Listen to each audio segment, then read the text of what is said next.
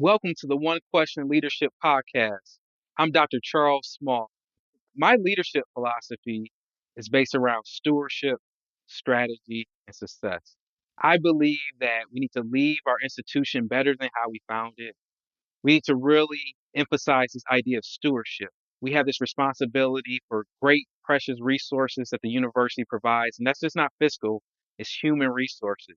Do we implement strategies that emphasize vision, alignment, and execution? And are we really focused on success and those outcomes that are going to help to move the university and our department forward? A lot of my foundation was introduced to me by being a participant in the Dr. Charles Whitcomb Leadership Institute through the NCAA. And it really gave me a foundation to help not only develop that leadership philosophy, but also the skills needed throughout my career that I lean on every day. We appreciate you joining.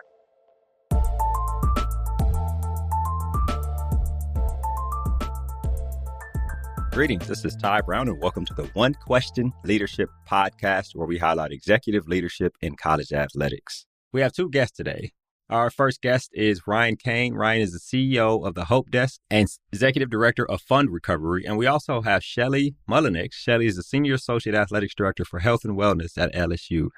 Thank you very much for joining us today on 1Q. Thanks for having us. Yep. Thanks, Ty. Yes, sir. So I wanted to have you on recently over on Athletic Director U. We did a couple of things. We had an experts roundtable where we focused on, there's two schools that I know about, LSU and Michigan State, that have services provided for people who were student athletes on campus, but now have either graduated or finished their eligibility and are out in the world. And Shelly, you can speak to how LSU, you want to be able to provide services for former athletes. Michigan State, the same thing. And I believe Temple may have had something at some point in the past, but they don't have it now. And I don't know what's happening there. But it all ties back to what you do, Ryan. So I think we'll start, with Shelly on why this was important to you, and then talk to us about how you connected with Ryan to put it all together. Yeah, great. Well, I have been in the role of that senior athletic trainer here at LSU since January of 1997. And have worked, obviously, throughout those years, primarily with football, but more globally with all of our student athletes in kind of the health and wellness space before it was really a thing. What I found over time in being here was that our student athletes, and this may be common with a lot of people, our student athletes, particularly in Louisiana, I'd say, they don't go away. They stay. They either are living in the area within an hour of this area, or they're calling. But it seemed like the same student athletes that I had, worked so closely with as an athletic trainer still were reaching out to me, 5, 10, 15, now 20 years later for some of the same things that we talked about when they were here as student athletes. And we always were here to help. Again, I think because at LSU in particular, there was some consistency with our staff. Ironically, much the same for Michigan State. I know they have athletic trainers that have been there for a long time, so it might be same kind of setup. But they always knew where they can come back to, and they always knew they can trust us, and that we would care for them with, a level of respect and confidentiality and care that they experienced when they were student athletes here. Mm-hmm. So I just continued to kind of do that work. And as, I think the NCAA started talking more about the need for mental health longer term, it was on my mind. It had already been there. We would never turn anyone away here. I'd always help with the referrals anyway.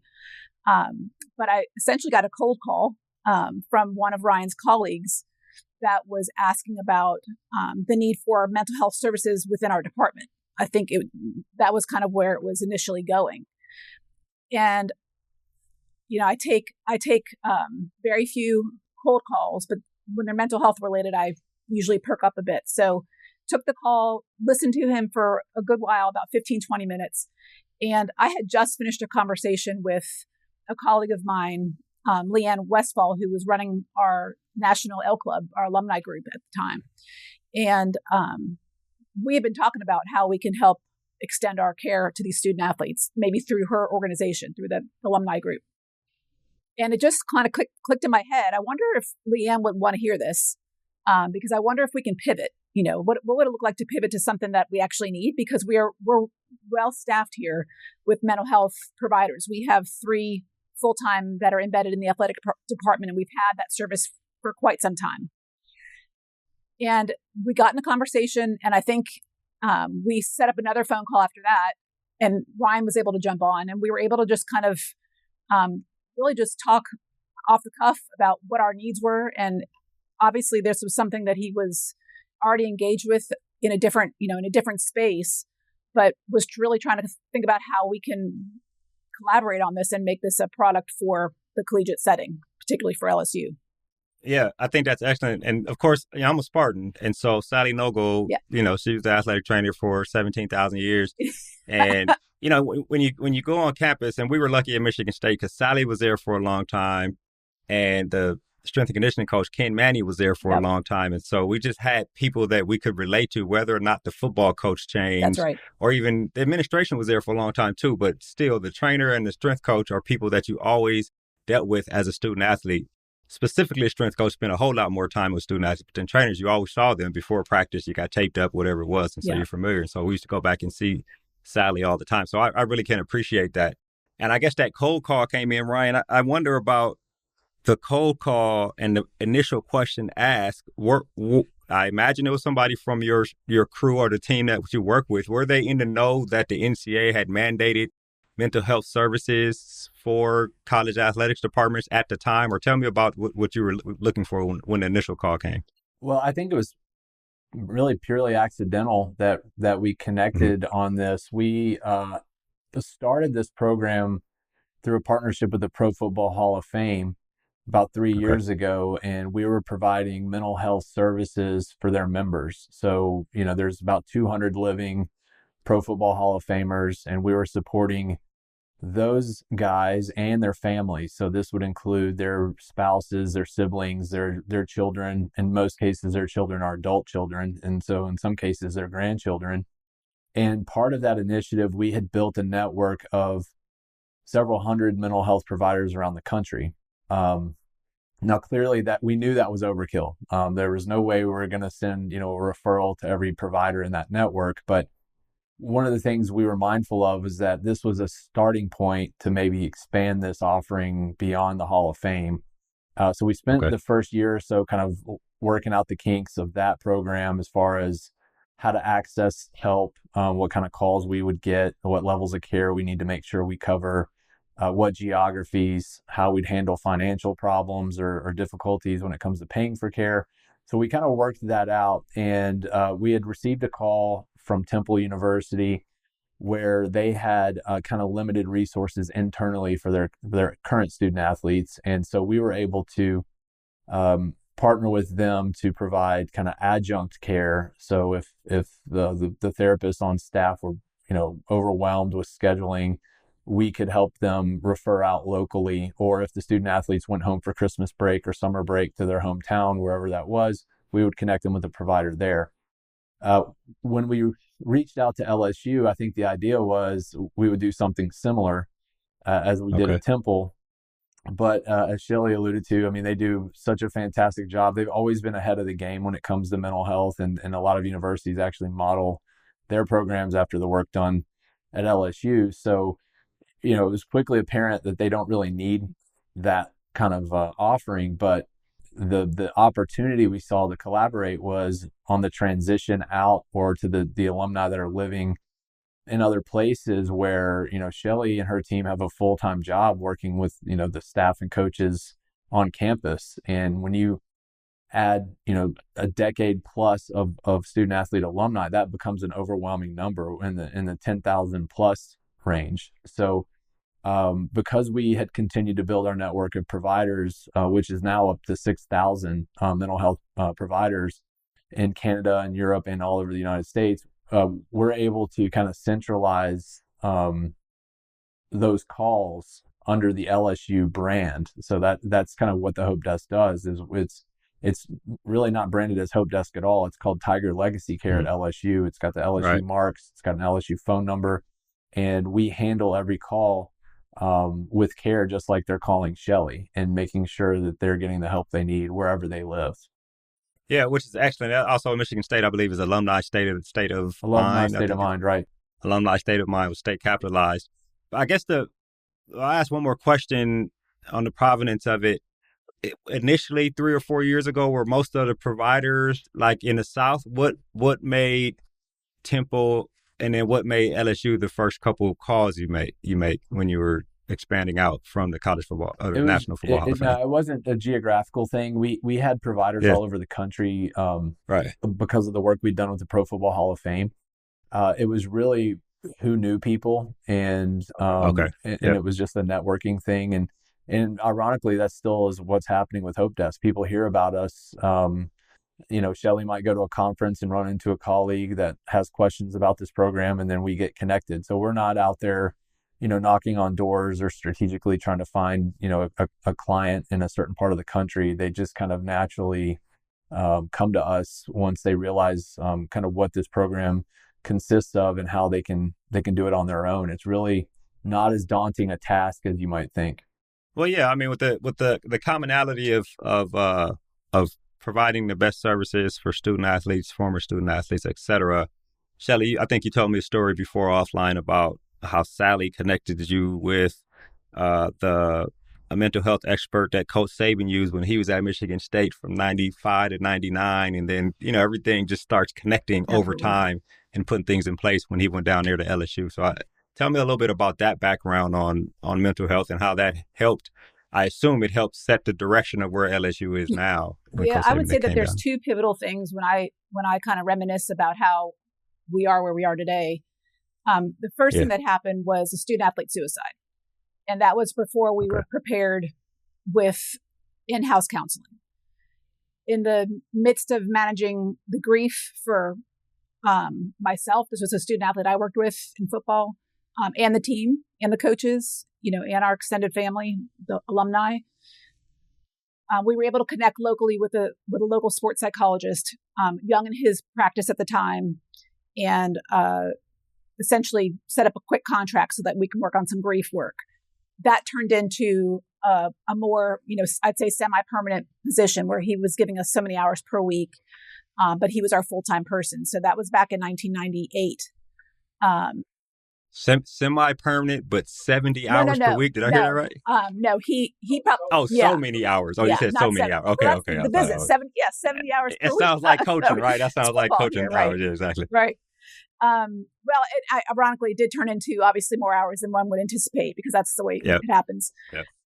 So that was the first piece. And I came here, was really hired from Florida State by Jack Marucci.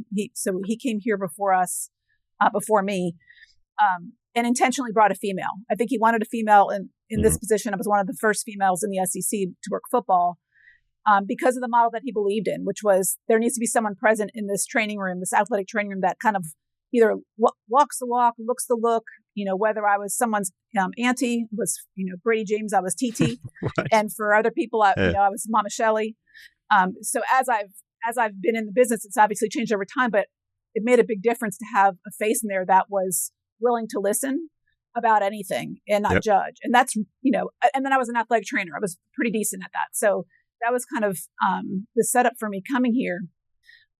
But fast forward to our football coach leaving and Coach Saban coming, within a very short period of time, he came in ready to rock and roll. And when he realized that we are, no different than probably any other school at the time with our share of challenges and that sort of thing, he said, I've got this guy that we're going to use. He comes from Michigan State. We're going to bring him down here.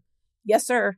And so within, probably a couple months, he was on an airplane, came down here. I picked him up in New Orleans, and we started, working together immediately, connected immediately. He was a wonderful human being, still friends with him to this day. And he really helped the program itself build, the football program itself build, but through a holistic lens, which is exactly what I believe in and what really Coach Saban focused on at the time. Like they're not just student athletes. What else are they? And if you don't address all those things, you're not going to really tap into their full potential. So he came to the program that way, and at that time was then collaborating with the sports psychologist that we were using. Yeah, which is excellent. Is that Dr. Rosen? Tell me what. Yeah, Dr. Rosen. That's right, Dr. Yeah. Rosen. Okay, yeah, I remember. I didn't see him when I was at Michigan State, but once I left and started working with the Football Coaches Association and we started focusing on this mental health thing, then I realized, okay, there were some things that were happening He there was while I there. was there that I didn't pay attention to. Yeah, Yeah. exactly. Yeah. So, Ryan, I wonder about, so you have the Hope Desk, Fund Recovery, and there's other businesses, and the focus of all of them seem to be behavior health, mental health, and a number of different things. I wonder where that comes from in the chapters of your life. The focus on this became important to you. Well, that's a great question. I could go on forever about this because it's my life. Yeah. It is something where I personally struggled with addiction and mental health issues for about 17 years of my life, quietly, secretly, until I couldn't do it anymore. And I guess what you consider a successful career. I had the life that you would look at and say, I've checked all the boxes. I was gainfully employed. I was married, 2 children, all the stats, right, that you need to look at. Right. And while I had all those things inside, I was just miserable and hurting and self-medicating. And when I decided to get sober, it was a wonderful change in my life and things got better, but I was really not passionate about my work anymore because my life became recovery, and it was just something I felt pulled to do. And I tried to figure out how I could make a living helping other people the way I was helped. And for the first few years, it was I trained as an interventionist, and I was helping people, helping families navigate addiction and how to get their loved one into treatment. And eventually that evolved into me opening some drug and alcohol treatment centers in Tennessee, a medical detox facility, and sober living homes for men and women. I sold those companies about 4 years ago, and was lucky enough to get called up to Canton, Ohio, where they were trying to solve the mystery of mental health for former players within the Hall of Fame community. And again, no strategic plan here. It just kind of I kind of offered some opinions and suggestions, and they asked me to formalize it into more of a business plan. And here we are years later, and I'm working with Shelly and the people at LSU, and doing the work I care about, the work that for me it's personal and professional. So it's just an everyday thing for me, all day, every day. My family, my friends. It's recovery is kind of the core of what I do, and I take that into every single call we get at the Hope Desk, and my employees are the same way. These are people that have been with me. Many of them started when they were at their lowest, where they had come through maybe my treatment center, and I've watched them grow in their recovery and their lives become full, and that's the thing that really drives me to continue doing the work that I do. And I'm sure the same with Shelly. This is not a financially rewarding job, but it's very fulfilling as a person, and I think that it's the meaning of the work that keeps us showing up every day. Yeah, which is excellent. So help me out in explaining the structure of the Hope Desk, which you touched on earlier, right? There's a number of mental health professionals of a network of people that people can call on.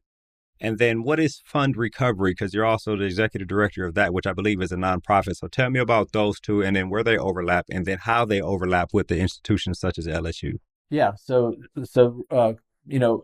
going back to what the Hope Desk does, we Okay. know that people are struggling, and it's not always outward struggles. It's often in silence. And I don't know the statistics, Shelly, but I'm sure that there's a large number of student athletes currently that they work with, right? And so the idea that they graduate from college and either go pro or go pro in another career and move, it doesn't mean they're fixed and they're better and they don't need help anymore. It's just that they no longer have the resources there. So one of the things we wanted to do is create a seamless transition from the time they leave campus to the time they land wherever they land next. And so we give them access. That's the first thing, is we give them quick, efficient access to mental health care to continue the work they started on campus. The offering is every level of care. So it's talk therapy, it's medication, psych facilities, drug and alcohol treatment centers, you name it. affordability is always an issue, right? So we want to make sure that we look at things like, are they going to try to use insurance? Do they have cash resources available? And that is where Fund Recovery comes in. Fund Recovery is a 501c3 nonprofit that's been around since 2011. So we're, I guess, 13 years old now, and we have given over $2 million in direct funding for people's care. And so we pay for therapy, we pay for medication or transportation to get to the treatment facility, for example. And we've got a wonderful team of people, volunteers. I'm a volunteer at Fund Recovery as well. And basically, if you need help and we're recommending therapy for you, and it's $125 an hour, but you can only afford $50, Fund Recovery will pay the $75 balance on your behalf. And Fund Recovery pays it directly to the provider.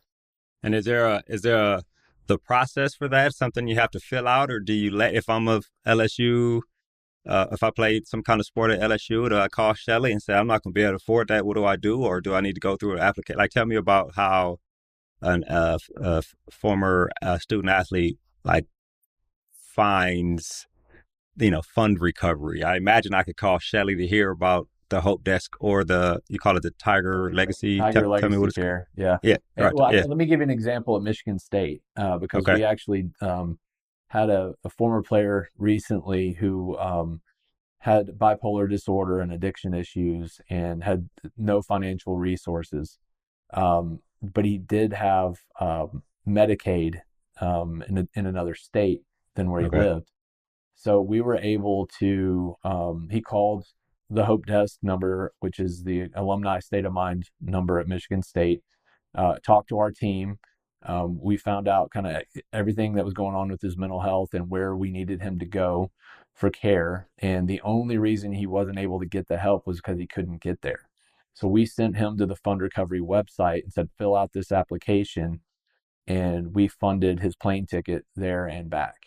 So he was able to get the care he needs. So they basically work kind of hand in glove, where, we recommend, a certain provider. And if you cannot afford what we're recommending, we can direct you to Fund Recovery, where you can fill out an application to receive a grant. And we've helped over 1,000 people to date receive grants. Okay, yeah, that's interesting. I'll ask both of you the next question, and it ties back to what you were talking about, Ryan, with addiction, right? And Shelly, I'm sure, based on my experience as a student athlete, and immediately when I finished student, I was seeing some of the guys I played with, addiction is a thing that's rampant everywhere. But here's what I wonder. For the longest time, so there's a couple of analogies in my head, and you got to forgive me, things come to my head at the same time. The first one is the difference in the war on drugs and the opioid crisis, right? War on drugs in the 80s, mostly black folks, and now it's a war and arrest everybody, throw them in jail, etc. Opioid crisis, provide services for people and try to help out the people who are addicted. You think about athletes, somebody who is in and out of the NFL or in and out of a college football team because they are addicted to marijuana, and it's not looked at as a mental health thing. It's just looked at as a poor decision, and so they're vilified for it. I wonder about the evolution of that. So I have a feeling now that type of addiction is looked at as a mental health thing now. But I wonder what your thoughts on it, Shelly. I'm sure you've seen it on campus, and Ryan, I'm sure you're working with pro athletes and college students. You've seen that, where it's like, hey, can we treat these people like other people who will have this mental health crisis, as opposed to vilifying them because they have this addiction to marijuana use or something like that? Any thoughts on that? Such a great question, which is why I have a social work hat on half my time. Mm-hmm. Yep. It's always been that for me. I don't know. I'm from Miami, so maybe I was exposed to a faster lifestyle, maybe growing up. I don't know. Yep. But these student athletes, when you meet them, there's nothing like super fabulous. They're just kids to us. Yeah. And so you really don't have that approach with them that others would have, where they are these well-to-do, spoiled, kids that get whatever they want. They're not that. They're members of our society. They struggle the same exact way that we all struggle. And in fact, oftentimes have worse struggles than most of us. Yeah. And that, if you go in with that lens, then you really want to help everybody. And you don't see them by color. You don't see them by nationality. I see it, right? But I see them by their challenges. Everyone comes to me in my office, they walk in and it is a new thing every day. Yeah. So the trouble I think that we have in athletics is that there's that perspective, and it's married with the discipline policy. Mm-hmm. And that's where the war on drugs probably started. That's the genesis of why we are where we, were at least in the last, up to the last year or two, is that we had to penalize that. And we really didn't have to, but it clearly made it more difficult for kids to want to come forward and ask for help, which is why we are in a different place today than we were even last year. The way we've modeled our policies over time has I think changed in that it's always recognized that the person comes first. And while Mm-hmm. we had to have penalties associated with the policy as per the requirements of the NCAA, we always stress the importance of the humanity of it, right? And that whenever we're working with you, this is not about you being able to come back and play again for us. This is about you living long-term, having a fulfilled life, having a productive family, making a living. It's always been about that. And maybe that comes from the trauma of the suicide that I experienced. Mm-hmm. I'm sure that, we all carry those things with us, and we don't want those feelings to go away in vain. And so we pour ourselves into something. And I knew in this scenario with the suicide that this individual was struggling. I didn't know it, right? I learned in hindsight through a lot of avenues what was really going on, but I did not know it. And I was working with this individual day in and day out, and ashamed that I had missed it. And so I think it's super important that we have transitioned to the model we have now, although it does present a whole new set of challenges, as you can imagine. Yep. But, the idea that you would be able to get student athletes to come forward to you and talk to you, either knowing that there's penalties associated still, but trusting you enough that you're going to provide them the support, connect them with the resources that are going to be meaningful for them over time, communicating with the parents about the intent of that penalty. I mean, so that the position I'm in is having to call a parent, let them know this is the penalty, but in addition to the penalty, this is what we're doing for him or her. And the tone changes right away. And I always tell the student athlete that my focus with your folks in particular is not going to be about the penalty. I have to communicate that. But what's more important to your parent, because I'm a parent, is that you're taken care of and that we're helping you in some kind of way. And that's just always been the focus for us. So it's not been a difficult transition. And because that was always the talk, administratively, when I moved into this position, I was just able to continue. So there wasn't like this giant transition and we were going to start a different model. We just carried it on. I think there's the issue being that a student athlete may not know they have an addiction. They're just doing something that they were doing when they were in high school, and they continue to do it. And it becomes a problem now when it starts either interrupting play or they get caught doing or something like that. At some point, they have to be either made aware or they become aware that it is an addiction. And now we have to address that. So I think there's a lot to what you're saying there, Shelly. Brian, I wonder about that aspect of what you've seen and the work you're currently doing and where you're taking your work in the future. Yeah, I think the university is kind of let's call it the breeding ground of adulthood, right? And Mm-hmm. you learn and create new habits there when you're somewhat unsupervised, right? You're probably for the first time outside of your parents' home. You're partially independent, but when you're part of a team, you still have some structure. You've got accountability. You've got rules that typically don't apply to regular students. And then, a lot of those times, or those students challenge some of those rules sometimes. And, sometimes they have consequences, like Shelly mentioned, but some go unnoticed and unchecked. And what I see is the kind of transition points where there are higher likelihoods that this turns into something bigger. So maybe you start with marijuana at LSU, occasional recreational use. maybe you get caught, maybe you don't. But when you get out and you've got, 6 teammates that were drafted in the NFL draft and you were a fringe guy and you didn't, they're off training and you're alone, and you might be using more than you ever did before, because now there's no accountability.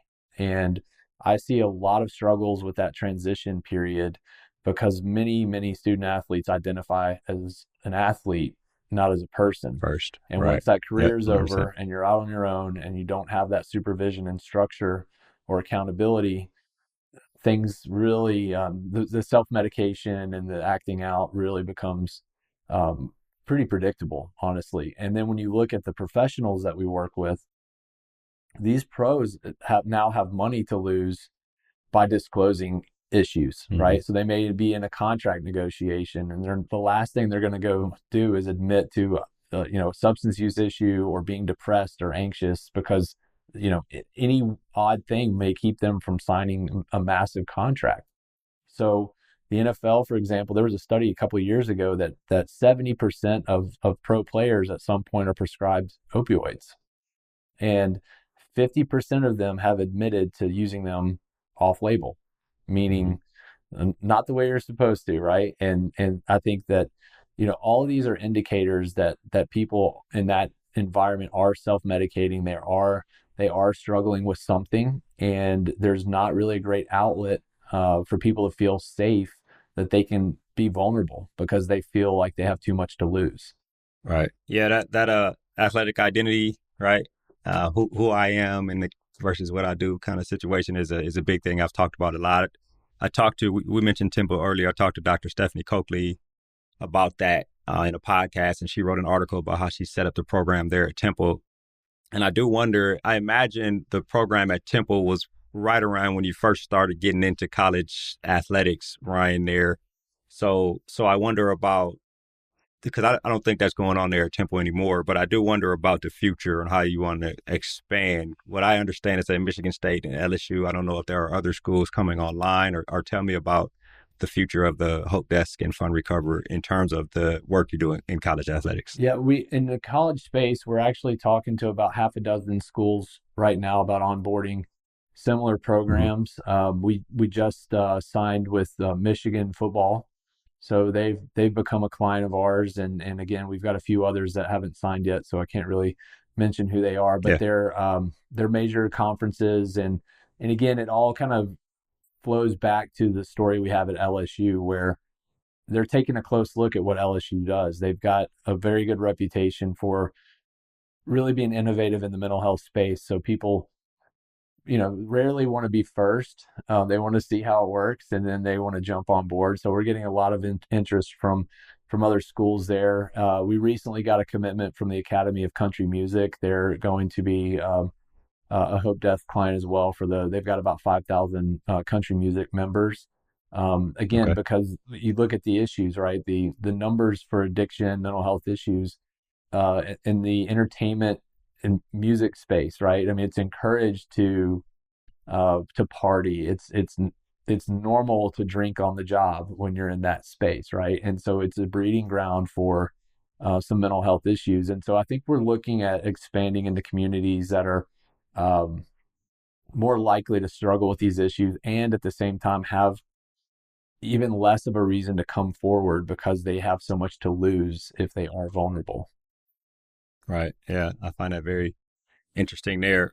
And then there's performance issues, right? In terms of want to make sure they perform. Or you talk about the entertainment industry. I'm here in Los Angeles. You talk about the drugs that allow you to stay up longer so you can produce whatever you need to produce, right? It's across the board. It's crazy. And I mentioned the war on drugs. My father was a victim of the war on drugs, right? Crack epidemic, all that. It's all close to home.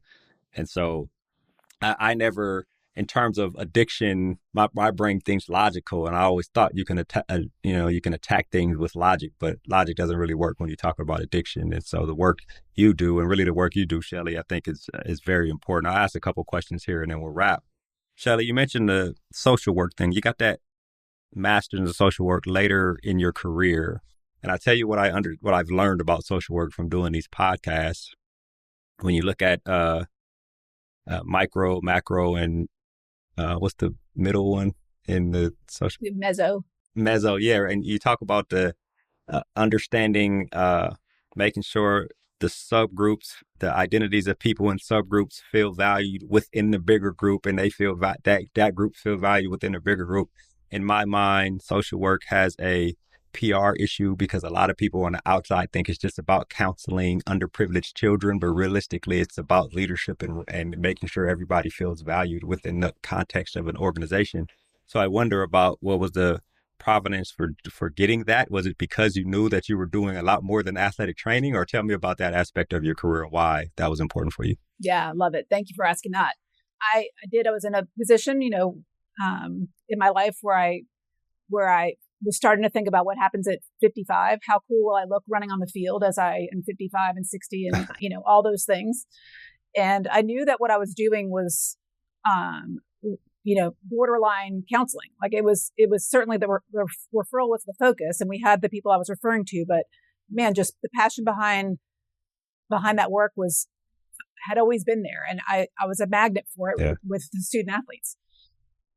So I had a choice here at LSU. I was going to just do part-time. I had all the time in the world.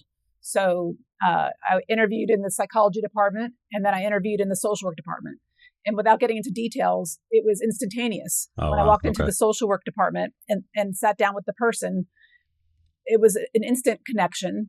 The philosophy was exactly really the approach that we specifically have at LSU, and that we're a family. I mean, we say that and everyone says that, Mm-hmm. but like I was experiencing that firsthand. So I know it's a true thing. I know that the parents of these student athletes would call me and let me know things. And that's what the family system looks like. Yep. And I was always about the family systems. I was less about what the diagnosis was, even though I think the diagnostic part's important and critical in care. It's not what's first. I can't, if you can't build the rapport with the student athlete or the person and get them to trust you, there's no sense in having a diagnosis because it doesn't go anywhere. And so fundamentally, there was a difference in those two approaches. And the social work one, it felt right. Like I literally, as an athletic trainer, had helped someone get on Medicaid. I've literally helped someone, arrange childcare for their toddler who was, couldn't be there because he was at football practice. I was doing when I look back, I was doing social work, and and I do like to look at problems holistically. So it's less about the diagnosis and how that diagnosis impacts you and your immediate family, but the systems approach. Like, you don't have a bank account because your parent might be taking your money because they need your money, but you're left here without any food. What can we do here to help both those problems? How do I look at that from both angles? So it was just a social work. It was a social work perspective that I had always been working within without knowing it was social work. And oddly enough, as an extra credit assignment for one of my classes, I was searching for an extra 5 points. A teacher gives you the opportunity to look for organizations that you're interested in. And I looked up social work and sport and just started maybe the year before I had searched it on Google was Alliance for Social Workers in Sport. Okay. There's a thing. Yeah, right. And all the what signs, an incredible community. Like there's a large group of people now. And these people, this alliance is actually very impactful in working with the NCAA. So they are the movers and shakers, and it's not to discount any other mental health group. They're all great. We actually here have LPCs, we have social workers, we've got the variety pack, and I think that variety pack's important because everyone comes to the mental health space for different reasons, and I felt like it was just such a perfect fit, and it has been since the day I started.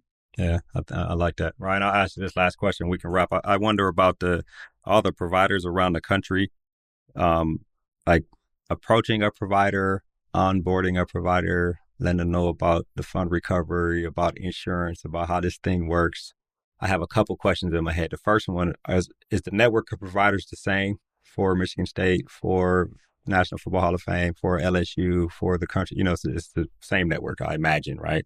And then B, what goes into that, right? In terms of approaching someone new, like Sacramento, California, we want to make sure we have somebody there, or tell me the structure of the organization in terms of team members who go out and call and make these things happen. Like, give us a little more insight actually into the Hope Desk and how you do what you do? Well, that's great. The main thing we do is we already have a group of let's just call them core providers that are world renowned places like Betty Ford or Mayo, and we've got a great group here in Nashville. We've got the Menninger Clinic in Texas, Lindner Center in Ohio. Those are great, but really where most of our calls come in, they're looking for a lower level of care. So they're looking for therapy to start, even though they may need a higher level, they're not coming in volunteering for that. So we want to just get them connected. So we've got life coaches, we've got therapists, we have small practices, we have large practices that have several hundred providers. And what we do is essentially do a vet of the provider. So we want to make sure that they're licensed and credentialed to do what they're saying they do. We look at their website to make sure that they're legitimate. We do a soft vet where we reach out to other mental health providers if we're not familiar with them and just ask if they've heard of them and have they heard good things, any red flags. And then we have a small form that they'll fill out, just basically checking out that they do some of the things we do or we require, such as HIPAA might be an example, like just acknowledging you do that. Are you accredited with JACO or CARF? And so we'll take them through a short vetting process.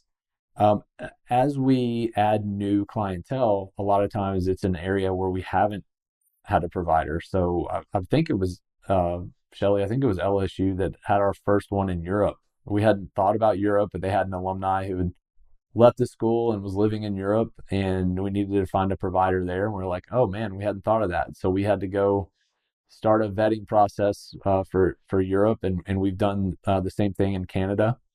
And so if it's a place we don't have covered, we can quickly find the provider, just because it's in the mental health community, it's a very, very small community. And, it's even the names you mentioned, right? Like Dr. Coakley and, the fact that her and Shelly and I both know her, it's just it's a tight knit community. And if I don't know them, I can call Shelly, and if she doesn't know them, we can call somebody. Like eventually we're going to know the who's who. So we really have a pretty streamlined process. We're really not looking to add more providers now. Frankly, we're looking to add lives to utilize the providers. So one thing that we don't do is we don't necessarily broadcast fund recovery. Like I'm not going to buy a billboard on the interstate saying, free treatment, because as a nonprofit that pays for care, we would go broke in about a week, if not a day. So we strategically work with our Hope Desk clients to make sure that we have enough funding for their constituents' needs and not necessarily for every man. Although we do help anybody that does call, we don't broadcast that. Yeah. Is that so all the stuff you just said, the vetting, that's done in-house with Hope Desk, right? And then fund recovery, you have like fundraisers? Do you have events? So tell me how you get funding to provide the service. We do. We have phenomenal events. We've got a celebrity pickleball tournament coming up in November. Oh wow, okay. Here in Nashville. We do an annual event in Nashville that's a concert and auction and golf tournament. This year it's going to be, I should say it's in 2025. It's in April of 2025. We'll have a golf tournament during the day with 18 Pro Football Hall of Famers, and people buy foursomes and sponsorships. And then we'll have some kind of concert that evening with a really nice auction and an awards dinner. So we do those two big events. We have some regional ones. So in August, we're doing one in Denver with the Broncos. And then we receive grants from various organizations, whether it's the state of Tennessee, federal grants, or we'll apply to private grants. So, large corporations may offer financial support for mental health initiatives. So we have a team that helps us write grants. That's super interesting. So this is on your mind at all times, right? All the time. Yeah. All the time. Are you like people who work in college athletics who don't drink enough water or get enough sleep? No, I actually do both, because good. my wife and I always joke that I'm like a gremlin, and as long as I'm fed the right way, get enough rest, and I'm hydrated, I'm ready to function. And I should include, I have to get my wiggles out every day, so I have to exercise, I have to do something. So for me though, it's I like to do it because I like to tell other people how I did it, right? And it's what I did was, I did not figure this out on my own. I think that's the number one thing. And when Shelly hit on it, it's a family systems thing. It's not, addiction is not in a vacuum. Mental health is not in a vacuum. Like if it is in your family, it's impacting you and it's impacting your decisions. And I think that when it comes to taking care of this, it's a really hard problem to look inside and solve. So you have to reach out to someone that's safe, someone that doesn't have an agenda, and can really look at you and say what you need to hear, and do it with, a kind voice and soft eyes, and not judgmental and harsh. But, and that's where I think Shelly and I have the same message, but it comes from, one of us is a licensed social worker, one of us is a recovered addict, but the message is the same, right? And I look at it, and I'd be the last person to judge someone that I'm offering suggestions to. And what I say is never a mandate. It's just a suggestion, and they can take it or leave it. Yep. But I'm just going to say, this is what works for me. And if they don't want to do it, that's okay. And that's our philosophy throughout. Anybody that calls Hope Desk is, what we're offering is advice and guidance and suggestion. And if you're not ready to hear it or don't want to take it, you don't have to. But we want to know, or we want people to know, that it's okay to ask. It's okay to ask the what you think is a stupid question, or say that one thing that you've never told anybody, because that might be the thing that really sets your life on the right course. Yeah. Shelly, I imagine you provide that same type of environment there at LSU too. Yeah, I love it. I mean, it's always been about harm reduction for me. Like I can't, if we all grow up with alcohol in our households, and I know we all don't grow up that way, but even a casual, right, Friday night glass of wine or whatever the case may be, those things change over time. I mean, they change for each person in that house based on what their experience is, but based on their genetics, based on where they live, and who am I to judge, right? So when I see it. And in this unique perspective I have in athletics, because we have a multidisciplinary approach where we have academics at the table, we have the coaches at the table, we have strength coaches at the table, you get a really good picture. Like, so you might be an excellent athlete, but you're struggling to read in the academic center, which means you're struggling in the classroom. That leads to a lot of hopelessness and unworthiness and vulnerability. Imagine saying, look, I know you're struggling with reading. I'm cool with that. Why don't we get you with this particular academic advisor who has worked with athletes before, like so-and-so learned how to read by his second year here. He was reading. And all of a sudden you talked about something that no one has ever wanted to talk about. Yeah. But yet he has to be able to read a menu in 4 years, or his contract in 4 years. And so it's just done in a different way. So it doesn't feel like it's their fault. But all those approaches to me feel like harm reduction, right? That was one little step that we could take to help eliminate a barrier that he or she would have had as part of their transition. So when Ryan talks about the transition having happened, by the time he's really getting his hands on them, it's part of Tiger Legacy Care, there's still transition that we're doing from the time they're a freshman to the time that they're a senior. And you can't miss that opportunity, because once they're gone from here, if they don't trust you, they're not coming back. And so a program like this that we've set up, it really works best. It's not that it couldn't work, but it absolutely works best when there's a progression of services that you offer them from the time that they come here. Hopefully they come with services, right? Hopefully they already have seen somebody. That makes it even easier for us, because they don't have to break down these, stigmas of seeing a counselor. They want that help. But imagine being a 17-year-old, being able to walk into a facility, a school that has these services, and then you continue to carry that on. I mean, you are then fixing these problems in the critical time frame where your brain is still developing. So then by the time you are transitioned out, you do realize you're more than just an athlete. Yep. And by the way, you could also be an elite athlete and still be more than just the elite athlete, in a place like this. So it's been a really neat opportunity to be able to, build the program, watch it transition, and see it through to a full product. Yeah, which is excellent. And I really appreciate the work you do there at LSU, the work that everybody actually in the similar positions that you are around college athletics do for people who, go to college, are college students and happen to participate in college athletics. And then Ryan, it sounds like you are actually trying to save the world one person at a time, which is very important, right? In terms of you talk about addiction, you talk about mental health, you talk about all the other things that we as people deal with specifically here in the United States. So I really appreciate you two joining us here on the One Question Leadership Podcast. Thank you so much. Yep. Thank you, Tai. Yep. That was Ryan Cain. He's the CEO of the Hope Desk and Executive Director of Fund Recovery, and Shelly Mullenix. Shelly is the Senior Associate Athletics Director of Health and Wellness at LSU. And of course, I am Tai Brown with One Question. And keep in mind, the role of a leader is to create and maintain an environment that people want to be a part of. And as always, be better tomorrow than you are today.